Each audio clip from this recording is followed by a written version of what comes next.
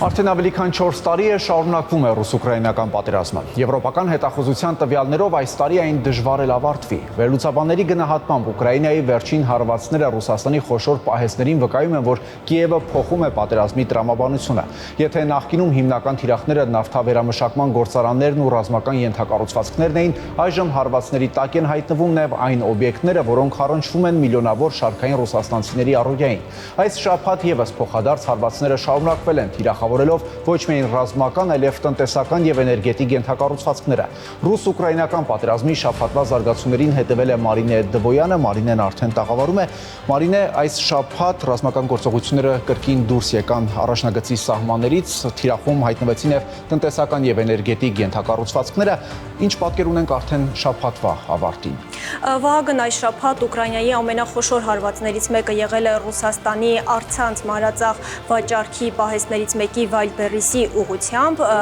Մոսկվայի մարզում, Տամբովում, ինչպես նաև երկրի հարավ-արևմուտքում հարվածները շարունակվել է նաև այսօր, արդեն Լենինգրադի մարզում թիրախավորվել է Վայլբերիսներից մեկի պահեստը։ Կիևը իր հերթին հայտարարում է, որ Վայլբերիսի պահեստները օգտագործվում են ռուսական բանակի համար երկակի նշանակության ռազմական տեխնիկաներ մատակարարելու համար։ Ուկրաինայի նախագահ Վոլոդիմիր Զելենսկին հայտարարել է, որ այս հարվածները պատասխանն էին Ռուսաստանի կողմից ուկրաինական ենթակառուցվածքներին հարվածներին, ինչպես նաև ուկրաինական քաղաքների վրա հարձակումներին։ Միաժամանակ Կրեմլը իր հերթին հերքել է այդ մեղադրանքները, իսկ նախագահի մամուլի քարտուղար Դմիտրի Պեսկովը հայտարարել է, որ տուժել են ոչ միայն Վալբերիսի պահեստները, այլ նաև փոքր ու միջին այլ ձեռնարկություններ։ Չդադարող հարվածները ազդեցություն են թողել Ռուսաստանի վառելիքաէներգետիկ ոլորտի վրա, մատակարարումների խափանումներ են եղել, գազի գնի տատանումներ, ինչպես նաև առանձին հատվածներում, լցակայաններում հերթեր են գոյացել։ Ռուսական իշխանությունները սակայն պնդում են, որ սրանք կառավարվող են եւ իրավիճակը, այս բարդ իրավիճակը շուտով ավարտվելու է։ Իր հերթին Ռուսաստանը շարունակում է լայնածավալ օդային հարձակումների ենթարկել Ուկրաինան, օգտագործելով հրթիռներ, հազարավոր անօդաչու թռչող սարքեր, ինչպես նաև ավիառումբեր։ Նշեմ նաև, որ Պավլոգրադում առաջին անգամ կիրառվել է արդիականացված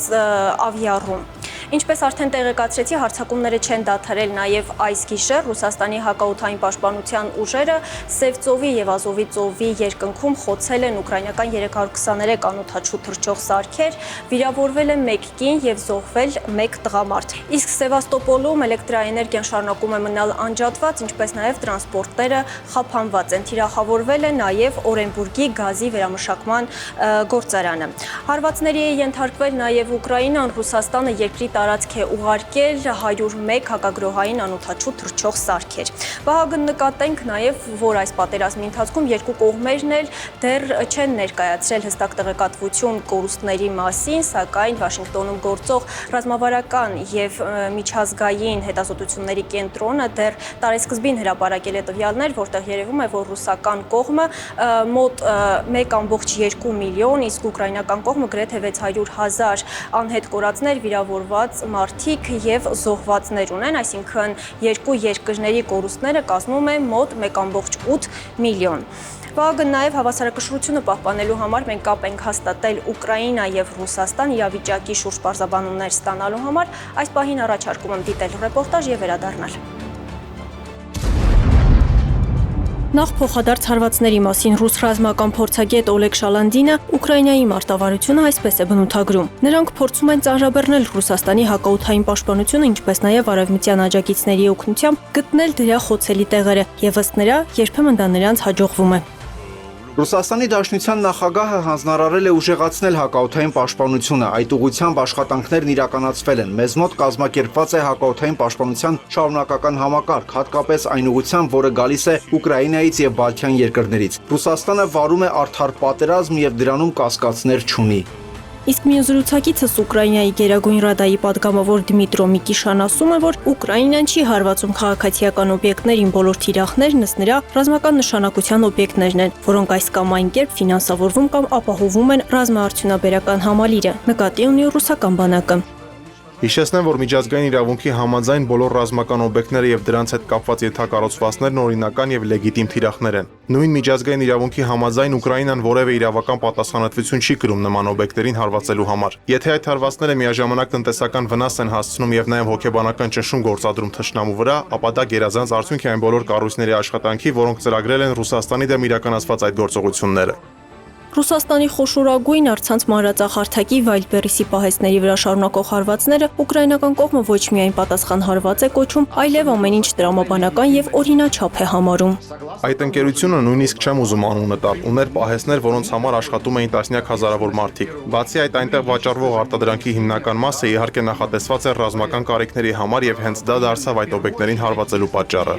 Նրանց նպատակը բնակչության շրջանում անհանգստություն ու բողոքի տրամադրություններ առաջացնելն է, սակայն դա նրանց մոտ վատ է հաջողվում։ Բիզնեսը պատասխանատու կերպով է մոտենում իրավիճակին, քանի որ փոխհատուցում է կորուստների համար։ Բացի այդ, բիզնեսը հասկանում է, որ երկիրը գտնվում է այնպիսի իրավիճակում, որ անհրաժեշտ է դիմանալ դժվարություններին։ Թե Ռուսաստանում, թե Ուկրաինայում պատերազմի ավարտի դրական սցենարներ չեն տեսնում։ Եթե ներկայիս ռազմական ու տնտեսական միտումները շարունակվեն, ամենահավանական տարբերակը ներկայիս ռազմական գործողությունների երկարատև շարունակությունն է, նկատեց Ռադայի պատգամավորը եւ հավելեց, որ հետագայում դրանք կարող են անցնել բանակցային գործընթացի, որն առաջին հերթին ամենայն հավանականությամբ կսկսի հենց Ռուսաստանը, քանի որ նրա տնտեսական իրավիճակը շատ ավելի ծանր է։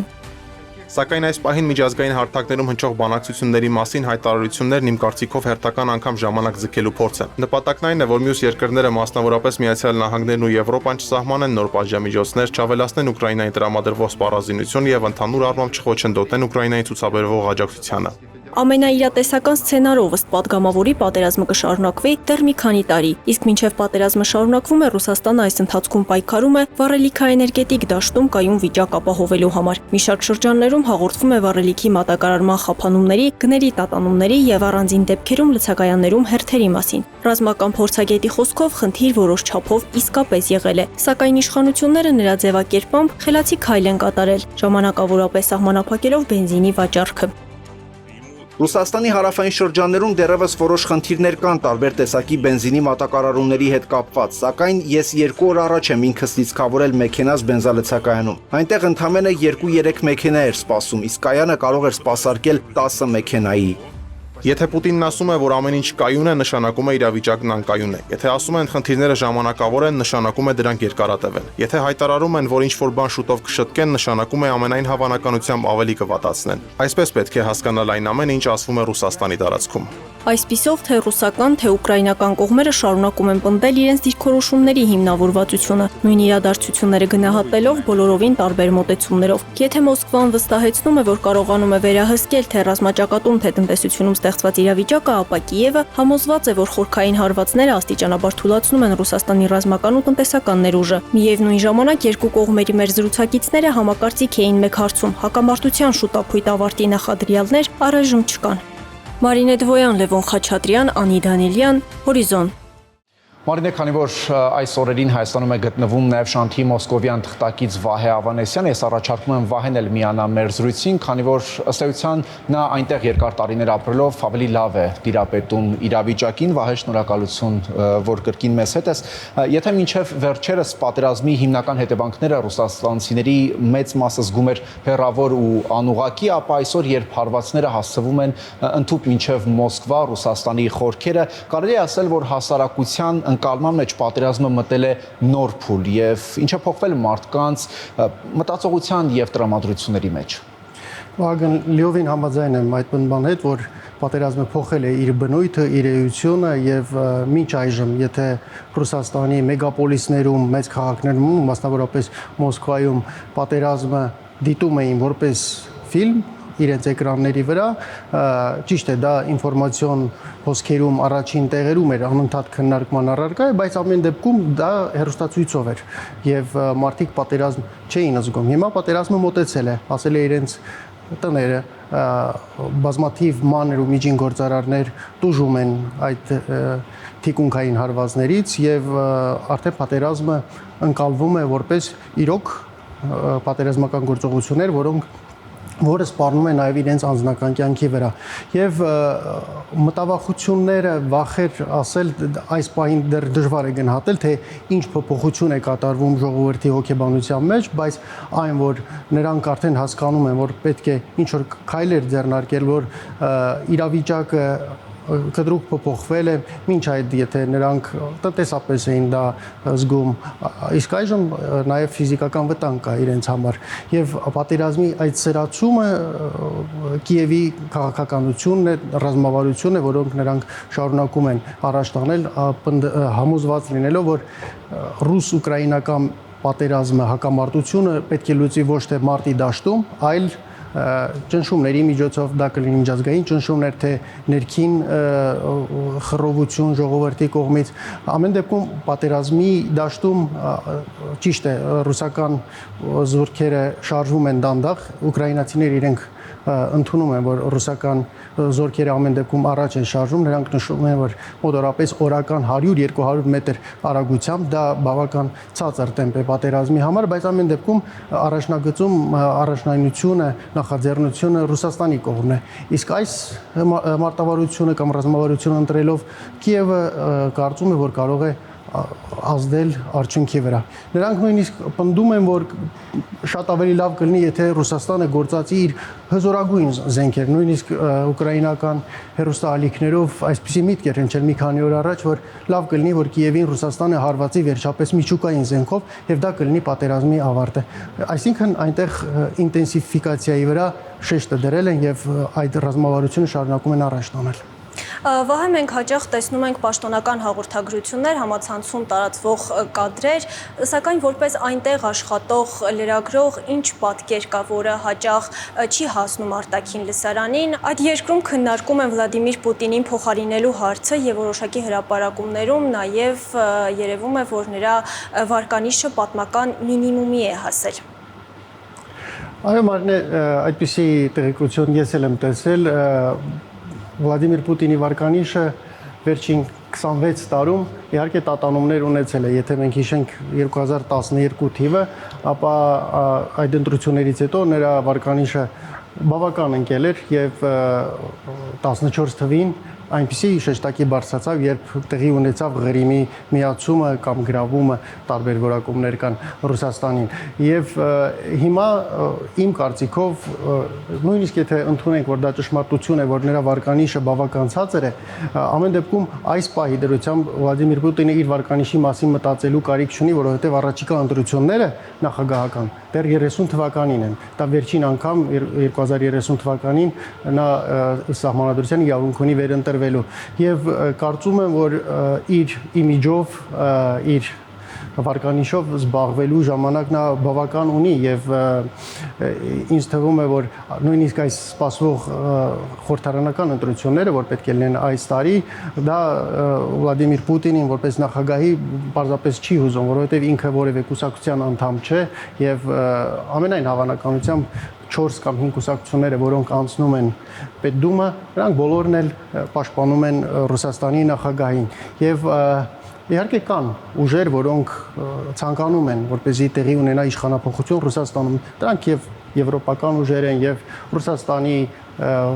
ընդդիմությունը, ոչ խորհրդարանական ընդդիմությունը, բայց նրանց ձայնը այդքան էլ լսելի չէ եւ մեծամասնություն չի կազմում իմ կարծիքով Ռուսաստանում։ Վահե երկարաժամկետ հեռանկարում հաշվի առնելով պատերազմի ներկայիս այս օրերին տեղի ունեցող օգտագործվող մարտավարությունը կարող է ստիպել այդ մարտավարությունը Մոսկվային վերանայել իր մոտեցումները եւ ի վերջո գնալ խաղաղության։ Վագն գիտես Ռուսաստանը այնպիսի երկիր է, ով ինչքան էլ դժվար լինի, բայց նրանց ստիպելը բավական բարդ է, որովհետեւ ռուսական պետության այդ դարերով եկած այդ հոգեբանությունը այնպեսին է, որ այնինչ նրանք անում են ստիպողաբար, ինչին ստիպում են գնալ, Ռուսաստանը երբևէ չի համաձայնում։ Ես ենթադրում եմ, որ կարող է նույնիսկ լինել, որ Ռուսաստանը գա հասնի հաղթանակի եւ վերջում հետ վերադարձնի, դա ավելի հավանական է, քան նրան ստիպեն, որ ինքը հետ կանգնի իր դրած նպատակներին։ Եվ վերջերս բանակցությունների ընթացքում եւ Լավրով-Ռուբիո բանակցությունների արդյունքները վերլուծելիս եւ մյուս կոնտակտները Ռուսաստան, Եվրամիություն եւ Ռուսաստան-Ամերիկա պարզում է, որ այս հարվածները երբ որ սկսել է Ռուսաստանի խորքին հասցնել Ուկրաինան, բնականաբար արևմուտքի աջակցությամբ, դա ստիպել է Ռուսաստանին ավելի կոշտացնել իր դիրքորոշումը եւ իր պահանջներն նրանք ավելի են խստացրել։ Որևէ տարածքային զիջման այս պահեդրությամբ Ռուսաստանը պատրաստ չէ եւ պատրաստ չէ քննարկել դրանք։